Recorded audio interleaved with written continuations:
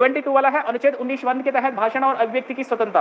तो इस पे युक्त निर्बंधन किस अनुच्छेद में है? तो यानी कि जो हमें मौलिक अधिकार दिए गए हैं वो एब्सोल्यूट नहीं है, यानी कि उनका जितना मर्जी उतना प्रयोग नहीं कर सकते, कहीं ना कहीं उन पर पाबंदी लगाई जा सकती है, वो एब्सोल्यूट नहीं है।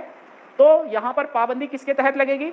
तो यहाँ पर आर्टिकल 19(1) के अलग अलग खंड हम पढ़ते हैं। आर्टिकल 19(1) का जो है उसके ए बी सी इस प्रकार से हम पढ़ते हैं, आर्टिकल 19(1) का ए बी सी डी, और इसी के तहत जो इन पर प्रतिबंध या युक्त निर्बंधन लगेगा तो उसके लिए अनुच्छेद 19(2) के तहत ये लगता है।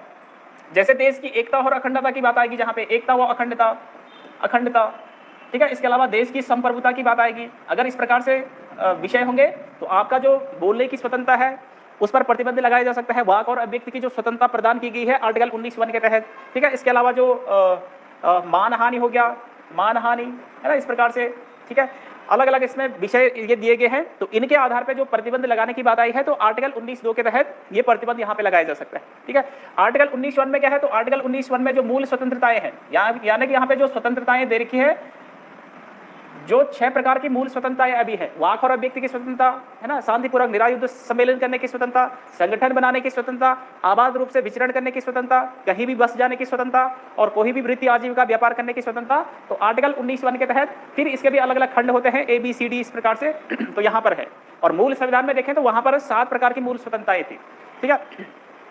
आर्टिकल 19(1) के बी में क्या है? तो यहाँ पर शांतिपूर्वक निरायुध सम्मेलन करने की स्वतंत्रता है, शांतिपूर्वक बैठक आप कर सकते हैं, कोई सम्मेलन आप कर सकते हैं, तो ये आर्टिकल 19(1) के बी में है।